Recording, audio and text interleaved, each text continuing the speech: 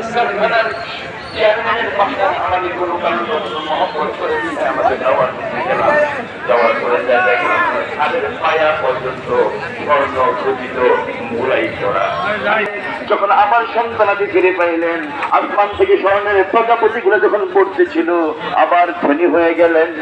ধনী হয়ে যাওয়ার পরে একসাথে ওনাকে জিজ্ঞাসা করলো, হুজুর আপনার দুর্দিনের কথা কি আপনার মনে আছে? উনি বললেন, কোন দুর্দিনের কথা বলো? বলে, ওই দুর্দিনের কথা বলি, ওই যে আপনাকে পাখির মধ্যে পেঁচাইয়া যেই জায়গার মধ্যে আছে ওই জায়গায় ফেলে দিয়েছিল, আপনার হাতে পরিবেশ হারানো হয়েছিল, ওই দুর্দিনের কথা কি মনে আছে? কি বলো? তিনি হেঁটে দিলেন, বলেন, এটি তোমার জীবনের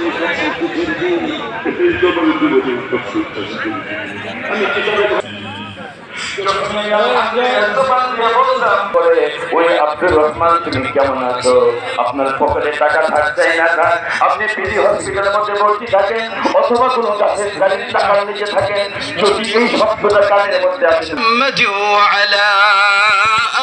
محمد كما باركت على إبراهيم وعلى آل إبراهيم إنك حميد مجيد।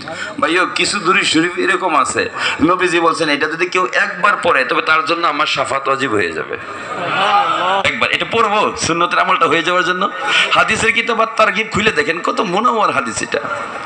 মান ক্বালা আল্লাহুম্মা, এখান থেকে আপনারাও বলেন আল্লাহুম্মা সাল্লি আলা মুহাম্মাদিউ ওয়া আনজিলহুল মাকআদাল মুকাররাবা ইনদাকা ইয়াউমাল কিয়ামা। আবার বলবো, আল্লাহুম্মা সাল্লি আলা মুহাম্মাদিউ ওয়া আনজিলহুল মাকআদাল মুকাররাবা ইনদাকা ইয়াউমাল কিয়ামা। নবীজি বলেন নাই যে প্রতিদিন, বলেন নাই যে বছরে একবার, উনি বলছে কেউ যদি এই দুরূদ শরীফটা পড়ে ওয়াজাবাত লাহু শাফাআতি, তার জন্য আমার শাফাত ওয়াজিব হয়ে যাবে। তার মানে কেউ তার পুরা 70 বছরের জীবনে 100 বছরের জীবনে একবারও যদি কেউ পড়ে তার জন্য রাসূলের শাফাত ওয়াজিব হয়ে যাবে। তো অন্তত আর কিছু না হোক এই হাদিসের উপর আমল তো হয়ে গেছে কিনা? ইনশাআল্লাহ আপনার জন্য ইনশাআল্লাহ নবীজির শাফাত ওয়াজিব হয়ে যাবে। একবারে তো আমরা খুশি না, আর একটু বেশি হলে ভালো হয় না?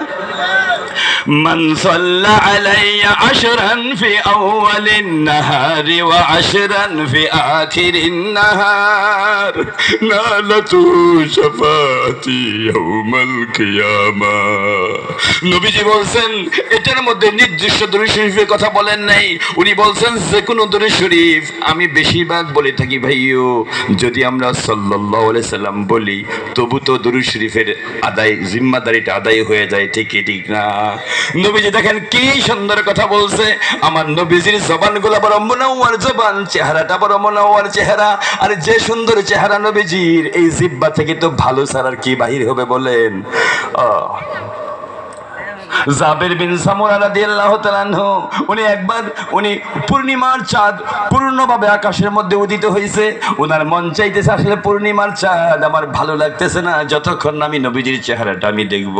উনি যাইতে যাইতে রাতের বেলায় নবীজির সাথে মোলাকাতের জন্য গেলেন। যায় দেখলেন উনি নবীজি বসা। উনি একবার চাঁদের দিকে তাকাইলেন, একবার নবীজির চেহারার দিকে তাকাইলেন।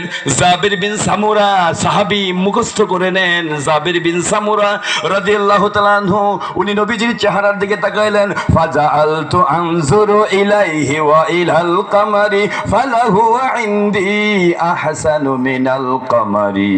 একবার আমি নবীজির চেহারার দিকে তাকাইলাম, আর একবার চতুর্দিশে চাঁদের দিকে তাকাইলাম।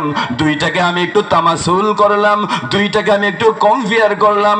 এরপরে আমি দেখলাম ওই চাঁদের চাইতে আমার নবীজির চেহারাটা বেশি সুন্দর দেখা যায়। ওই নবীজির চেহারার ভিতর থেকে আমি জিহ্বাটা দিয়া এমন জিহ্বা ছিল নবীজির। বাবারে নবীজির ঠোঁট মোবারক যখন এরকম আলাদা করতেন তখন মনে হয়তো কোনো পূর্ণ চাঁদের উপর যদি মেঘমালা থাকে আর মেঘমালাগুলো যদি নিচে চলে আসে, যদি হঠাৎ মেঘমালাগুলো বিদূরিত হয়ে যায় আর পূর্ণিমার চাঁদ যেরকম উদয় হয় সুন্দর দেখা যায়, নবীজির ঠোঁট মোবারক সরাইলে দাঁতগুলা থেকে এরকম ঝিলিক আসতো, এরকম ঠোঁট এবং দাঁত সুন্দর দেখা যাইতো। বাবারে সামায়েলি তিরমিজির হাদিসের কিতাবটা আছে, এটার দিকে তাকায় দেখেন, মনে হয় না আপনি পড়তে পারবেন। পড়তে পড়তে পড়তে থাকবে না, চোখ থেকে পানি ঝরতে থাকবে। নবীজির দেহের বর্ণনাটা কেমন, নবীজির অবয়ব, কথাবার্তা, আচার আচরণ